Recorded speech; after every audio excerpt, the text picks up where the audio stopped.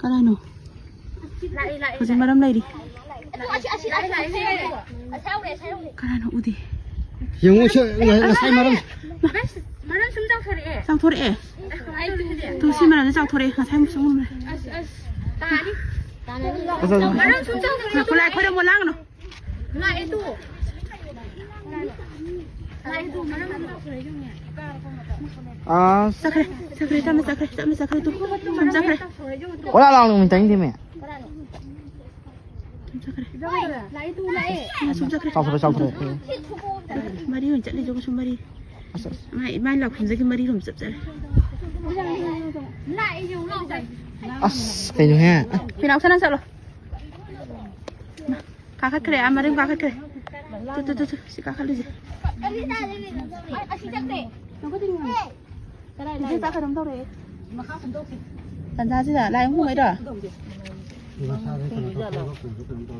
Cái ngang gì? Bây giờ năng cái đầu này. Mày đi lại tung khẩn đi. Tu chạy đi tu. Mày đã à chị xin mày đi rồi chạy đi gì mày ai đã. À chị ngang tu phụ đầu mà nè. Cái nồi nè. Đâu bà không. Không sao cái vợ sẽ thấp nào. Tụi xin bác xin này đây đấy mai cái maram này xin nè xin maram này xin maram ra hãm ra khare ada tu sum ra khare tập ra khare tu si angau và dễ xin lên cái tu dùng nhẹ biết sao lại còn khare không cái mà À thấy phải này quá. một cái tu ốc gì tu xin liên đủ rạng. Xin cùng rồi. Mami ơi nó chết đi chứ. Mẹ làm phone tới u phăng rồi đã xem là đại cái khôi gì tu dùng nghe. Mẹ nó ta khai đây. Xin lan cái. Tu mami ơi nó lấy chứ apa qua ngầu nó ra gần napi mau sih dah. Mẹ em hầu gì khôi ngà sai ông tha galak pani hầu gì xin maram gì. Tu xin maram em lấy gì. Xin maram lấy gì sih dah senan nung thô mu bene ba. Lan thô cái xin lan thô cái. Xin lan thô cái som da awang om da cha cái. Mà cái này chúng ta thấy đây để bà Tu dùng nghe sa je. Tu si das mai tu dùng da bene. Pakhangba ni Ebudhou Pakhangba ni. Xong đi hè. Cái nó xinh đẹp. Chúng mà đông vào trong ai tụi cái bà suốt nó cắt tà rồi trong đó. Tu si maram je. Si maram ni mana ka thu kum jin dau bai ne. Si maram. Krai no. Pakhangla je. Ai cái phone thì cắt nó dùng tàu ya rồi. À tay je hai đó Pakhangla je hai rồi ra. Ngồi là bút lâu rồi tụi. Mẹ em xếp phải thì cô học cái real này rồi. Ebudhou Pakhangba. Nó Safongle phải này. Anh ăn phim sao rồi lại tông khá lẽ học chứ. Bây giờ học lại tông khá lẽ một năm ra kìa. Ebudhou karak phải học lại khá cho ý cái nụ bán ốm nào rồi cái. Chỉ mà sẽ cái bên mà đâm này. À để xin gì karak này. Hꯧji phúc lay di maram je mutri aduga ma chat pagi mami uhalame mathang gi video thagalake ma han gi be mami jo oida loi uhalame mayam jingnari lighting khoi lame hauji cha thoi banak tango o mayam si phagi na che ko shor sem balai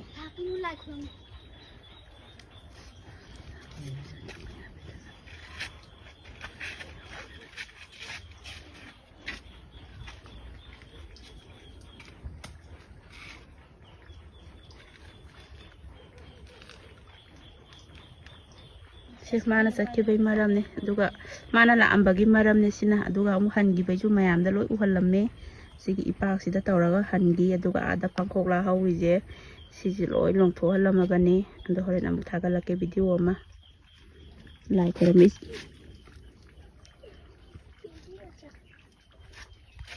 Koi mathak dah yeng mani, sang kijai tu singi, isora seng balai ko.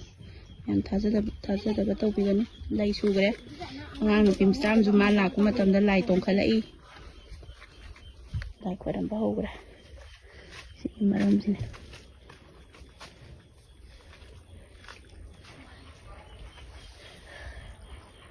mayam si ma pam de khara di hai nei adu bu ishor gi ma pam ai lai ram me hai na bajing do adu asok apan di pibi de ꯏꯪꯅ ꯆꯤꯛꯅ ꯄꯥꯜꯍꯜꯂꯤ ꯃꯥꯒꯤ ꯀꯣꯜꯂꯤꯕ ꯃꯐꯝꯁꯦ ꯁꯤꯒꯤ ꯃꯔꯝꯁꯤꯅꯦ ꯃꯥꯅ ꯆꯠꯈꯤꯁꯤ ꯅꯨꯡꯁꯤ ꯌꯥꯝ ꯅꯄꯥꯗ ꯄꯤꯌꯨ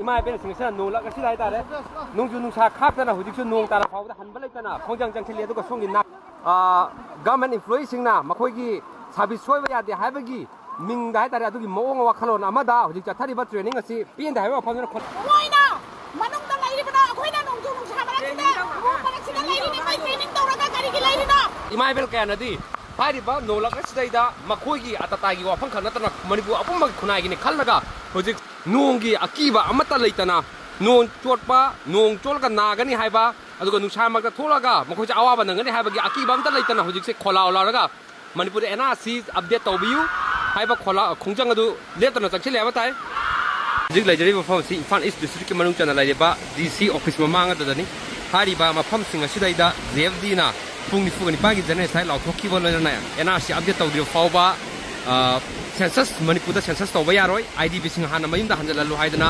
chathariba khongjang adugi manung chanai ba si hariba DC gi office mamanga sida nong tare haibagi hoi kamta aki ba leitana tare dise ima event ma singyam la ima event sina DC office mamanga sida ima event kana satin tupaga makata na do khongjang changchelli adu panba yari badi hari GFG gi makai da gi amadi ima event kana ena si update tawdriba fawbada amadi hariba ꯑꯩꯈꯣꯏꯒꯤ ꯁꯦꯟꯁꯁꯁꯤ ꯇꯧꯕ ꯌꯥꯔꯣꯏ IDP ꯆꯥꯅ ꯔꯤꯁꯦꯇꯜꯃꯦꯟ ꯇꯧꯒꯗꯕꯅꯤ ꯍꯥꯏꯗꯅ ꯈꯣꯡꯖꯪ ꯆꯪꯁꯤꯟꯕ ꯂꯩꯕ ꯇꯥꯔꯒꯁꯨ ꯃꯅꯤꯄꯨꯔ ꯂꯩꯉꯥꯛꯀꯤ ꯑꯦꯛꯁꯄ꯭ꯂꯦꯅꯦꯁꯟ ꯀꯣꯜ ꯇꯧꯒꯅꯤ ꯍꯥꯏꯕ ꯐꯥꯎꯕ ꯌꯥꯎꯔꯦ ꯍꯥꯏꯔꯦ ꯑꯗꯨꯅ ꯑꯗꯨꯒꯨꯝꯕ ꯋꯥꯐꯝ ꯊꯝꯂꯒ ꯍꯧꯖꯤꯛꯁꯦ ꯍꯥꯏꯔꯤꯕ ꯇꯣꯉꯥꯟ ꯇꯣꯉꯥꯟꯕ ꯃꯐꯝ ꯈꯔꯗ ꯇ꯭ꯔꯦꯅꯤꯡ ꯆꯠꯊꯩ ꯍꯥꯏꯕꯒꯤ ꯄꯥꯎꯗꯤ ꯂꯩꯔꯤ ꯑꯗꯨꯕꯨ ꯏꯃꯥ ꯏꯕꯦꯜ ꯀꯌꯥꯅꯗꯤ ꯍꯥꯏꯔꯤꯕ ꯅꯣꯡꯂꯛ ꯑꯁꯤꯗꯩꯗ ꯃꯈꯣꯏꯒꯤ ꯑꯇꯇꯥꯒꯤ ꯋꯥꯐꯝ ꯈꯛ ꯅꯠꯇꯅ ꯃꯅꯤꯄꯨꯔ ꯑꯄꯨꯟꯕꯒꯤ ꯈꯨꯟꯅꯥꯏꯒꯤꯅꯤ ꯈꯜꯂꯒ ꯍꯧꯖꯤꯛ ꯅꯣꯡꯒꯤ ꯑꯀꯤꯕ ꯑꯃꯠꯇ ꯂꯩꯇꯅ nong chotpa nong cholga nagani haiba aduga nungsa magta tholaga makhoi cha awa banangani haibagi akiba amta leitana hojik se khola olaga manipur NRC update tawbiu haiba khola khongjang adu letana chakchile aba tai ana hariba mafam sing asida ima bel singna awa ba khang lagai tare madudai da akiba amta yaudana makhata na khongjang chakchile aduga sige ek nakanda leiriba sina Deputy Commissioner Imphal East ki office tani adubu masdaida khoigi tomato ama deba kramagi dress selaga training chathari haidana khongjalo singa sina phongdokpa aduga mio singa si tanghandar bagi khongthang phawla ibni aduna khenari basi amana nugunu sha khakna awaba amta khakna hudik si hari bam pham singa sidaida khojang changchelli aduga khara amana muk aigi service na hena lui haidana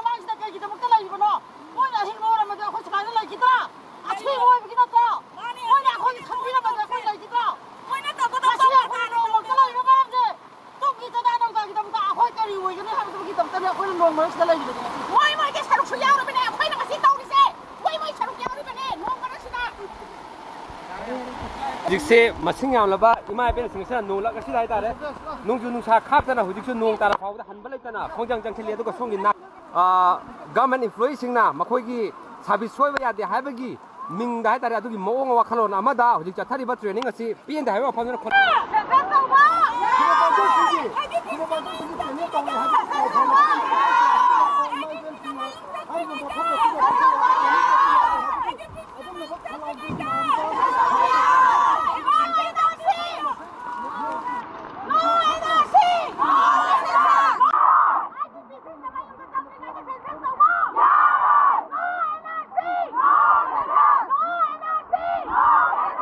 ꯂꯩꯔꯤꯕ ꯃꯐꯝ ꯑꯁꯤꯗꯅꯤ training ꯆꯠꯊꯔꯤꯕꯁꯤꯅ ꯍꯥꯏꯔꯤꯕ ꯈꯣꯡꯖꯪ ꯑꯗꯨꯗ ꯁꯣꯛꯄꯗꯒꯤ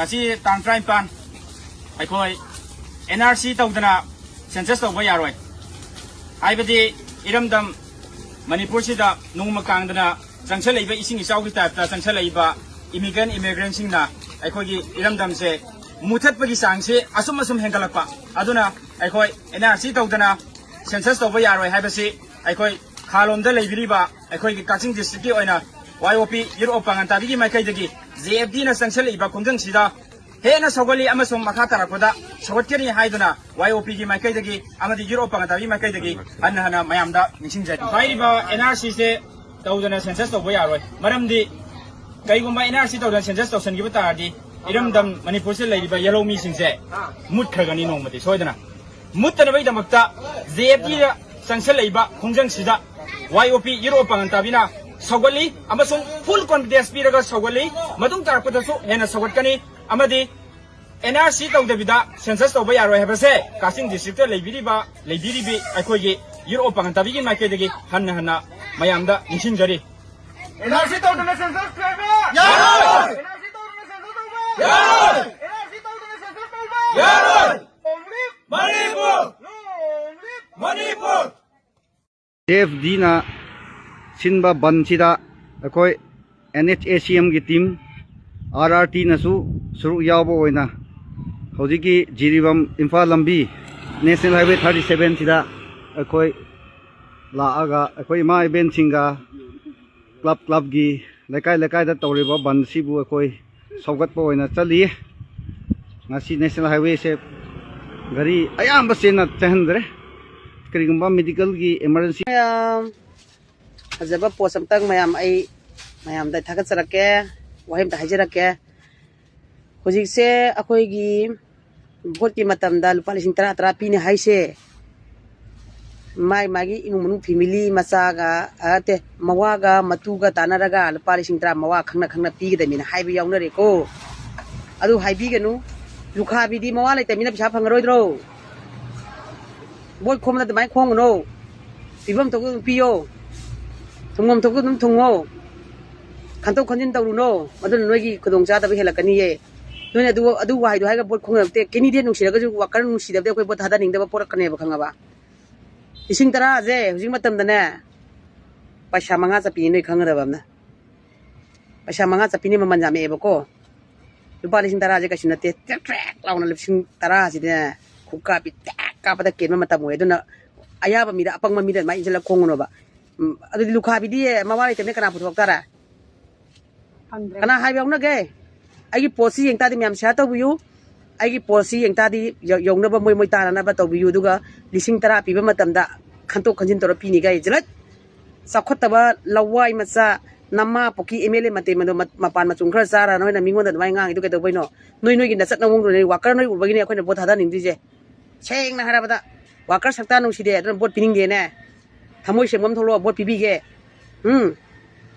lakai ma khulam manaraga bot ka dai natro aduga boli piba kini de bungo mahasoija no khoi gi worker jing do fazana advice do aduga worker we hello aduju oibangam draga lupa lising tra mai mawa poro pi ne jibo nupi gi thabaga nupa yaushan nupai thabaga nupi yaushan alukha bidi mawa re kana karama mawa lo tara ha noi to basili de si ai nupa ne ga putoga labi chapa nupa phara puraga si ai nupa ne haraga lising tra to pi ga haira ba noi ne na chokre ne kana haibiam nei haiba jing do yam tu lepo pibam to pa sha pa khalo na tradin na tai kya sa noi naming na tha law ga mi live sida noi phone media da santo da noi hangba wakar nung sidamina ma'am bot ka da yaung na rani he wakar jing sakta yam nung side kini de nung sira jo